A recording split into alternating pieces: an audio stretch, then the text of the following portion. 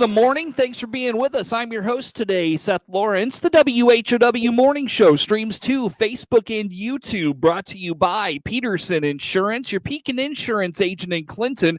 My guest on the Zoom today, Ed Shimon, National Weather Service in Lincoln. Ed, how you doing, my friend? You doing well?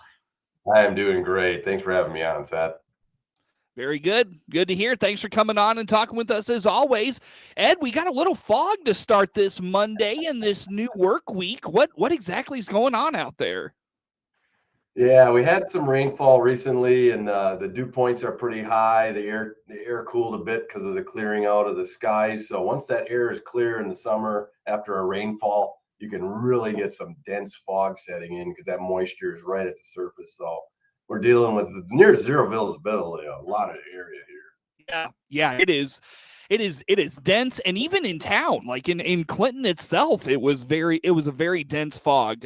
So yeah, it's really thick. What causes a dense fog like that in the summer like this? I mean, obviously the wintertime, that's pretty explainable. What goes on in the summer like this? Yeah, usually it's when we have almost no wind. And a recent rainfall, but the skies clear out. So you radiate your temperature down, and dew points at this time of the year right now, especially, are in the upper 60s, lower 70s. So you can quickly cool the air down to that dew point. And if you've had a lot of moisture in the air from recent rains, it can really just sock in some dense fog. And it's pretty deep. In the balloon launch this morning, in the winter time, or a lot of times it's really shallow fog. You can even see the top of the fog sometimes as you're driving along. Well, not today. We actually have, a really deep, 500 to 1,000 feet of this fog layer on the ground. And it's going to take a little bit longer to burn off. That's why we have the dense fog advisory all the way to 10 to cover some of those pockets of really dense fog that are going to be struggling to clear out. Yeah. So does that mean on the other side of this, we're in for a sunny day? Exactly. There's no cloud layer above this at all, since we were able to, radiate the temperature down. Yeah, we're going to have a sunny day after this, and create some, mixing and get that air turned over and dried out a little bit here. Very good. So let's dive into it. What do we in store for here today and the rest of the week? Give us the breakdown of the next several days here, Ed. Sure. Yeah, we're not out of the mix with rain chances. It's in every single day going forward. Today we're good, sunny, highs around 87, so it's definitely going to be muggy still, and humid, but nice day overall in terms of it's not going to, the heat indices aren't going to be overly high, so it's going to be okay. But then we're going to have a frontal boundary kind of, right now it's in southern Illinois, but it's going to kind of oscillate back north with a little bit of low pressure, and Tuesday starts afternoon storms. Wednesday again, some more storms. Thursday looks pretty wet. We've got our highest chances of precipitation that day this week. A little bit of a severe weather potential on Wednesday. We're eyeballing that for the afternoon, early evening, which would include DeWitt County probably in that outlook for some wind damage and very heavy rainfall. And then rain chances continue all the way through Friday, 30% chance in the afternoon. Doesn't even slow down for the weekend. So I see chance of storms in there all the way through the next weekend here. Wow. And I would say, Ed, some much needed rain in some of these areas. Is this going to be widespread rain? I guess let's start there. Is it going to be widespread, or is it going to be hit and miss? It's going to be hit and miss, except for Thursday. Thursday looks like there's going to be at least a system moving through to give pretty much everybody hopefully about a half inch, maybe 3/4 inch of rain. Beneficial rains there, because the drought monitor is showing DeWitt County in that abnormally dry D0 drought status, with D1 moderate drought just to the east in Piatt and Champaign, a little Vermilion and Ford County. So, we're teetering on, we need some rain. We're definitely at a deficit, especially in our office is 1.5 inches below normal, and a lot of DeWitt County is in the same boat there. So, we are needing some rain right now to keep from getting a little bit worse drought conditions setting up. Sure. So when was the last time the drought monitor was updated for the area? They updated on Tuesday.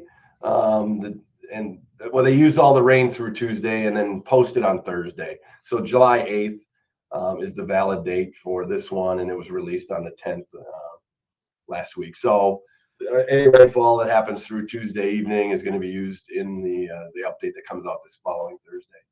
Interesting.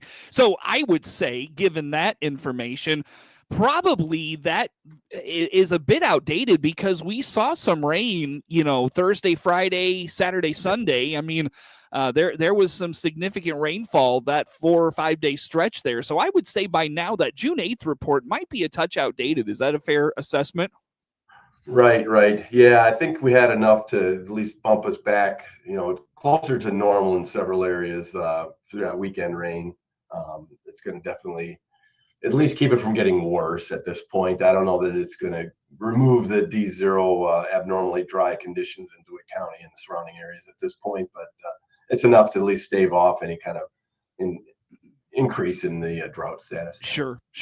But again, some much needed rain rolling through. And so in terms of like potential areas most impacted by these hit and miss rains the next several days, are we too soon into are we too early in the week to maybe give a good outlook of where some of this significant rain could fall at this point, like where we're projecting it to go? No, yeah, we've got a general outlook because the Weather Prediction Center puts out, rainfall expectations, and it looks like I-70 is going to get a little bit better chance of some of these rains. The DeWitt County I-74 corridor, Peoria to Bloomington, looks like it's probably going to only be 3/4 of an inch or so through this next 5 days. So as we head through the next weekend, though, it looks like we creep up over an inch and a quarter. So we typically get about, let's see, in July every day we get almost 0.2 of an inch of rain on average, or 15 to 1600. So every day that we don't have that, we're going back below normal, or below the bar there where we should be at this time of year. So Gotcha. But hopefully we'll at least have a normal level of rain through the rest of this week, and get that 1 inch of rain, hopefully. Sure. So kind of a wet week we're in store for here. Yeah, it's going to be on and off. So, no rainouts really, I don't see, except Thursday maybe. And then Wednesday, obviously that severe threat is in there. But if you do get any storms near, over you, the air mass is warm, able to hold a lot of moisture, and you can get a dumper of 2 inches like that. So, obviously that's not a widespread. It's kind of pockets of those 2-inch rainfalls. But certainly, if you're able to get one of those over your area, you can get quickly, 2 weeks worth of rain in a couple of hours. Wow. And we've seen obviously, I don't think we will see what has happened in Texas, but, you can see what the impacts of something of that nature. You know what I mean? Right. Yeah. Our ground at this point can absorb a lot of rainfall. So it would take a lot to really create flash flooding. It's at this point in central Illinois. I mean, some ditches may fill up if you get, 2 to 3 inches of rain in an hour or two. And a few roads might be impacted there. If it hits a city, then you get a little bit more drainage that's quicker, things like that. So you obviously have to be aware of that if you're driving through urbanized areas and heavy rainfall occurs. Yeah. But, for the most part, our fields are ready to just take this in. Take it all in. Yep. Pump it into because the corn is now evapotranspirating a lot of moisture. When it starts to tassel, the amount of moisture that it pumps out of the ground is a lot. Thousands and thousands of gallons a day of moisture is being evapotranspirated or released through the leaves at this time of year. So, we definitely need to replenish that moisture to allow those plants to continue to do what they need to do to grow. Ed, did we get to temperatures for this week? I've been so fixated on the moisture and all that. I forgot to ask about temperatures. Did we get to that? Forgive me if we did. Yeah, no, I didn't. It's going to be in the upper 80s every day. Wednesday, we're actually going to see enough sunshine to push our heat indices around 100, if not low hundreds. So Wednesday's going to be a hot day. We're going to be teetering on our heat advisory levels, which is 105 heat index. Thursday, it's similar, but not quite as hot as Wednesday. But still, Wednesday and Thursday are going to be pretty hot days outside of when the thunderstorms start developing. So You just need to keep that in mind. The heat is still out there sapping our energy and causing the need for additional moisture and drinking a lot of fluids this week. Easy enough, and the right fluids, right? We can't just be slamming down the soda pops and the road sodies, right? That's right. Yeah, exactly.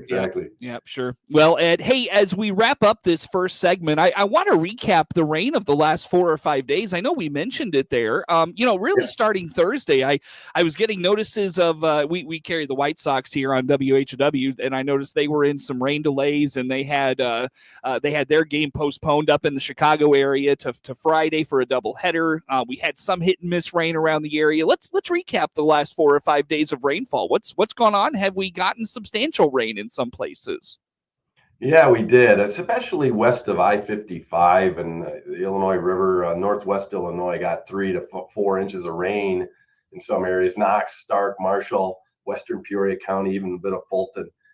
In Central Illinois had, about 2 to maybe 3 inches of rain in a few spots. I know up by Wyoming, Altona, that area got close to 3 inches there. So, it was hit or miss east of there, though, up until yesterday. And then south of I-70, we've got a lot of rain. We had 2 to 3 inches, almost some pockets a little bit more than that along I-70 over the last night. So, or the last couple of days. So it's been kind of pockets of really heavy rains. I put up what we have for the month on the CocoRa's, and really DeWitt County is in a lull, a low spot. Same with Logan, Payette.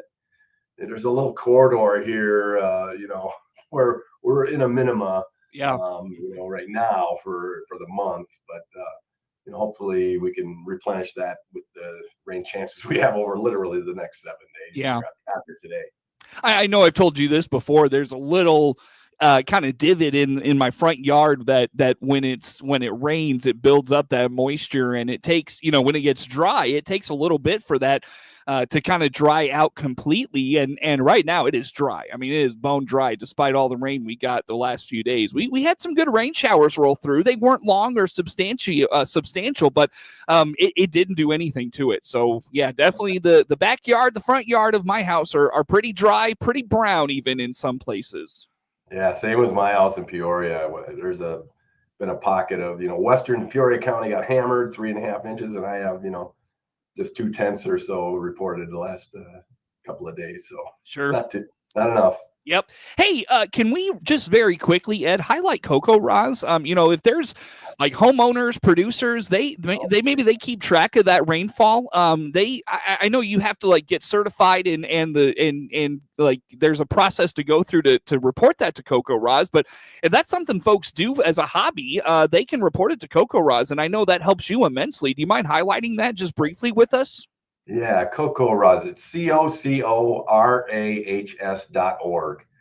CocoRahs.org, CocoRahs.org. And you can just order a rain gauge. It's a 4-inch plastic rain gauge. You can hook it to a fence, keeping the top above that fence or a pole, and report that rainfall every single day, because the Weather Service, it's now the largest rainfall reporting network in the nation.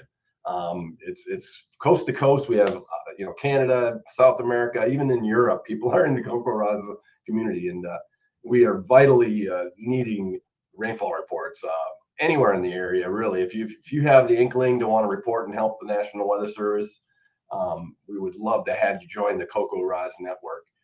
You just go to that website and you can say, send an email in, or just sign up, and then get the information you need to get that rain gauge rolling and provide that information to the Weather Service. Now, do you provide the rain gauge, or is that something that if a homeowner has that already, they can just use what they've got? We prefer to have a standard rain gauge, a 4-inch rain gauge that you can purchase. We have a former meteorologist from Lincoln. She has weatheryourway.com. Lucy Plummer, she was a forecaster here for a few years and then left in 2004. But she started this business, and CocoRa's has her business, her website as the primary store for CocoRa's equipment, and it's a reasonable price.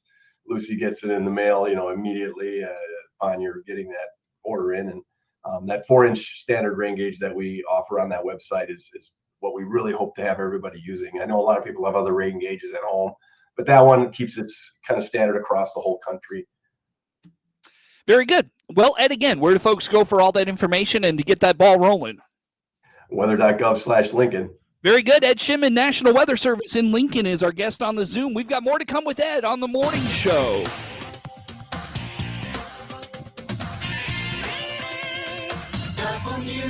WHOW.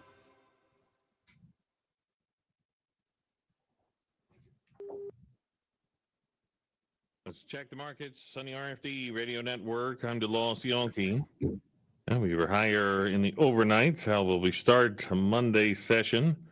Most contracts are just a little bit to the plus side. See if that can hold as the day goes on. September corn up 2.5, 398.5. December up 3.5, 415 3/4. March up 3.5, 432.5. August soybeans are unchanged, 10.04 1/4. November up 2 3/4, 10.10. January up 2 3/4, 10.26 3/4. November beans went south of 10 during the overnight session before rebounding. August soy meal down 20, 270.10. August soybean oil up 13, 53.88. And wheat, September up 1 3/4, 546 3/4. RFD Radio Network. Is the summer heat getting to you? This is Scott Baum from Baum Chevrolet Buick in Clinton and Farmer City, inviting you to cool down in a new Chevy. We have cool new crossovers like the Chevy Equinox or hot new trucks like the Chevy Silverado 1500, which has up to $7,500 in extra savings over our regular discounts. See all our inventory and prices online. And don't forget, we need and would love to trade yours in. Chevrolet, together let's drive. BaumChevyBuick.com, right from the start.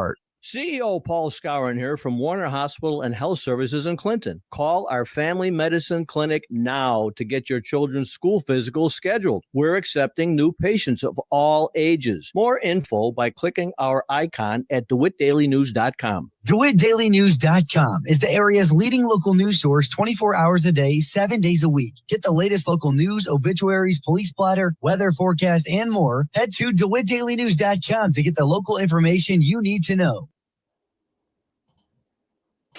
Your friend in Central Illinois, WHOW. Once again, good morning. Thanks for being with us. I'm your host today, Seth Lawrence. The WHOW Morning Show streams to Facebook and YouTube, brought to you by Peterson Insurance, your Pekin Insurance agent in Clinton. My guest on the Zoom today is Ed Shimon, National Weather Service in Lincoln. And Ed, as we catch up here for this morning, let's dive into the rest of July. It sounds like kind of a wet, soggy week in Illinois this week, maybe warm and wet. So let's get to maybe that 19 through 31 outlook. What are we looking at for some of those dates? Sure. Yeah. In the extended outlooks, the Climate Prediction Center has above normal temperatures, although not excessively warm. So, it looks like we'll probably hang in the, mid 80s is where we normally are. And we'll probably be maybe in the upper 80s on a more frequent basis there. Above normal temperatures through the rest of the month, really, on the outlooks. And then the precipitation looks above normal, which is a good sign. It may be more frequent, days of thunderstorm chances, just like this week. Next 7 days have chances. So hopefully that continues through the rest of the month, and we can kind of take a bite out of this drought that we're starting to set up here. Very good. Well, let's dive into, again, temperatures for that stretch and what our normals are to give us an idea of what we're looking at in there. How about that, Ed? Sure. Yeah, we're normally for the last half of the month, 85 is a normal high, normal lows right around 64. Pretty comfortable lows. The highs, though, looks like it'll probably be a little bit above normal. Even the lows at night are sometimes struggling to get down to 64 because the dew point is up in the upper 60s. So you really can't get lows down into the mid 60s if the dew points are around 70, because that air mass is going to cool into the dew point for the most part. So we'll probably have pretty mild nights throughout that rest of the month as well to kind of help with the overall average temperature being above normal. Sure. Rainfall for that stretch. Again, what did you say there? Forgive me for not catching that. Sure. Normally we see about 2.5 inches in the last part of the month. This month is our wettest month, about 5 inches of rain. So each week is, about 1.25 inches. a little bit more than that. So we're looking at probably 2.5 inches if we stay around normal for precip for the rest of the month. Very good. Very good. Anything on July? Severe weather this time of year, is that a real threat at this point in time? What do we tend to see for severe weather in July, Ed? Yeah, July definitely has severe weather. You're seeing wind damage storms mainly. Hail is a little bit harder to come by because of how warm the air mass is, and it just has to have a really intense storm to see very large hail, but it can occur. But we're seeing, not a high threat in the outlooks right now. We're looking at maybe Wednesday, and then over the weekend, I think Saturday is another day that might creep up into the severe threat. So, about every third day or so, we look like we may have a severe weather threat, but it isn't anything off the charts like, oh my gosh, we're going to have a derecho moving through at this point. Just, marginal severe threat at this point for the rest of the month that we're seeing. I got to ask the other day, forgive me, maybe it was Friday, Saturday. I can't remember exactly. There was a nice line of thunderstorms rolling through and it just dissipated. What happened there, Ed? Yeah, exactly. It's there was a narrow corridor that was supportive for storms in terms of unstable atmosphere, cold air aloft. And as those storms started moving away from that cold air aloft, the temperature differences were not enough to support those updrafts anymore. And they literally, I was seeing them approach my house and I'm like, oh, good, I'm going to get dumped on. And then it just poof.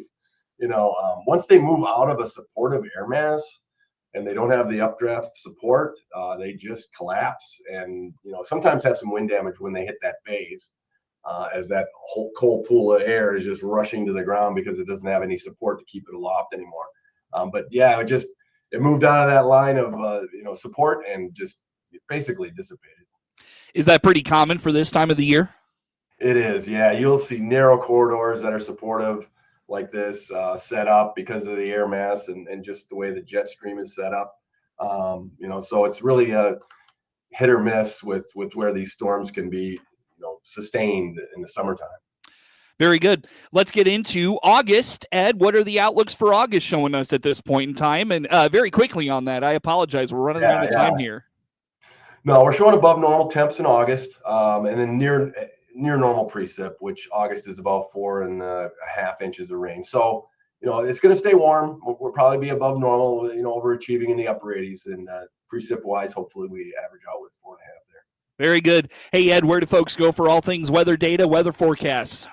Weather.gov/Lincoln. Ed Shimon, National Weather Service in Lincoln, my guest on the Zoom today. Network news comes your way next on the morning show.